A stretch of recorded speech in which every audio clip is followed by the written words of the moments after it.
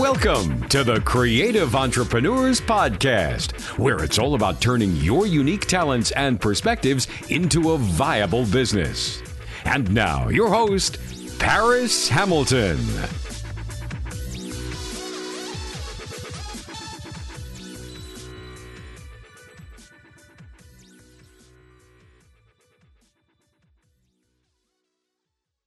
Hello, everyone, and welcome to episode 23 of the Creative Entrepreneurs Podcast. I'm your host, as always, Paris Hamilton. I'm so excited to be here with you today. In this particular episode, we're going to discuss consistency and why it's an integral part of your success in anything from business to creating a habit. Before I begin, I want to tell you that my book, The Missing Mindset, is available on Amazon. So head over and grab a couple copies, one for you, one as a gift for a friend who may be struggling to achieve any goal in their life.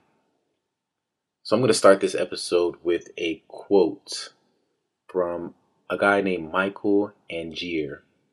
And it goes, "When you develop the habits of success, you make success a habit." End quote. So I want to start with this quote because consistency is a habit of success that you must develop. Let me discuss why I wanted the topic of this episode to be consistency. As I mentioned, this is episode 23 of this podcast. Episode 23.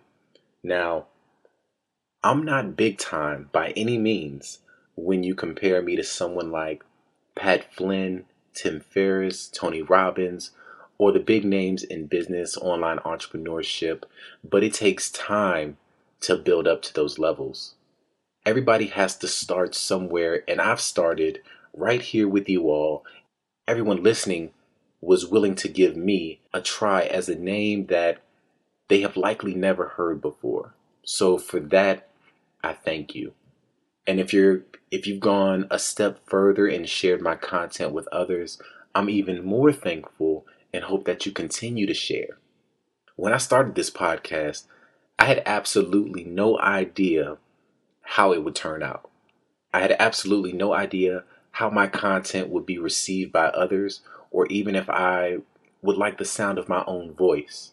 But I've gotten plenty of positive reviews from listeners on and off of iTunes. When I started this podcast at episode number 1, I had absolutely no idea what topic I would be discussing in episode number 10, let alone episode number 23. But here we are. Now, I think that remaining consistent is one thing that helped me get to this point, and it keeps me able to create the content that I want to share with you all. So, one problem with being consistent as a content creator is that it can be easy to get burned out. Now, if you got into this area because it just feels fun for you like it does for me, then you place these time limit goals on yourself and you try to stick to it. For example, in the summer months, I tried and succeeded in releasing an episode every Friday to start out. Whatever your schedule is, that's fine. It doesn't have to be weekly. But the problem could arise that maybe there's a point in time where you don't feel like you have anything to say. What do you do then? You might feel stressed out, but that can put you in a place where you feel like you have to rush to put out any piece of content, or maybe it throws you off of your schedule. One thing I try to do is batch process podcast episodes so that I have months off where I can just create the content and then do another batch processing session for a few hours in one day. Now, of course, the preparation time isn't included in that batch processing. Only the recording of the sessions is. So there are times when I may write a couple of sentences in a blank Word document here and there throughout the month. But that is just so that I can keep track of my own thoughts and be able to easily come back to them later and make some forward progress with my subsequent editions and not have to backtrack and struggle to remember what it was that I was thinking at a particular moment in time. So it's not like I sit down for an hour or so and just write up all the notes that I want to have for a particular episode. It's done consistently in smaller chunks. So if you're a content creator of some sort, whether it's short stories, blogs, a novel, a contributing writer to some magazine or online site, try picking a schedule and consistently sticking to that for a while and see how it works out. Maybe start with a week and see how you like it and extend to a month, then extend to a year. After a while, it'll become an unconscious habit and it'll just become part of you and your normal routine. Now, I had myself on a weekly schedule for the podcast episode release dates, but that is switched to once every 2 weeks for the earlier part of the fall 2016 months because I have a lot of other things going on as far as working and writing that I didn't have on my plate over the summer. So that's where a lot of my focus and creative effort was focused for that time span. But that's okay as long as I've created a new schedule and then I stick to the new schedule. I knew well in advance that I wanted to change my production schedule, so I didn't see the change as a bad thing. And it's not like I stopped coming up with new episode ideas in that time span just because episodes weren't being released and recorded. So what I'm saying is that it's okay to change things around from time to time because our lives change and we adapt.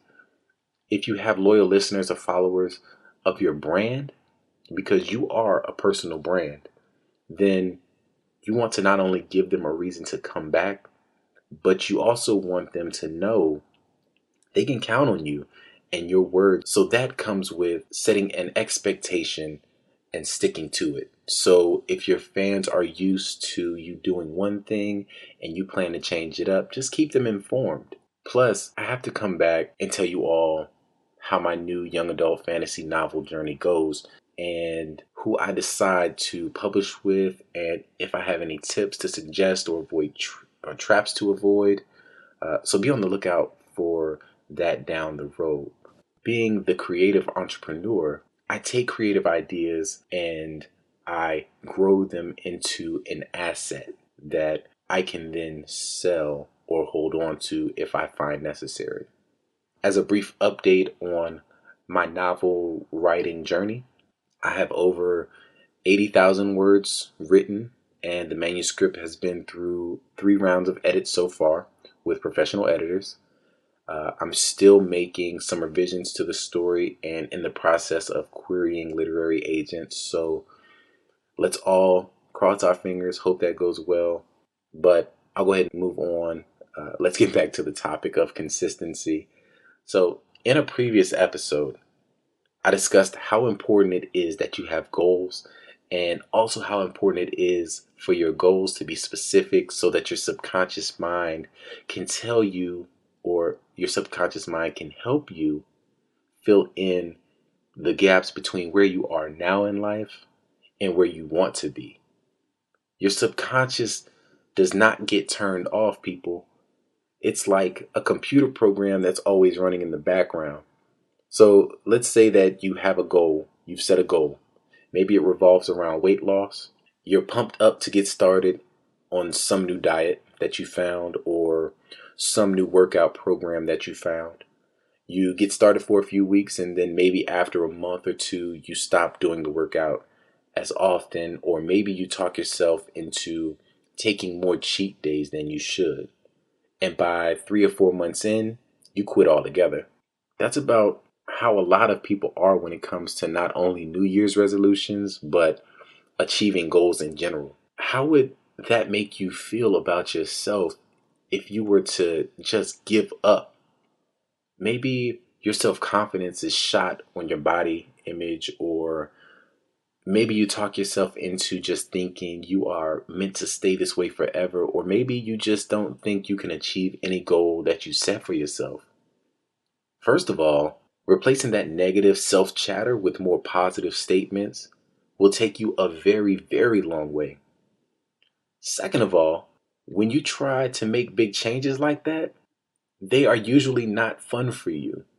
You might not like the pain that is associated with hard workouts or the taste that comes from various diets, and you lose inspiration. If you are to stay consistent with a goal, then you have to keep your inspiration around you and stay motivated. If you can't remember why it is that you started your journey in the first place, and if it doesn't keep you motivated, then you need some deeper reason why you're doing what you're doing, something emotional that you can hold on to. Because in the end, it's going to be emotion that keeps you pushing forward in those hard times.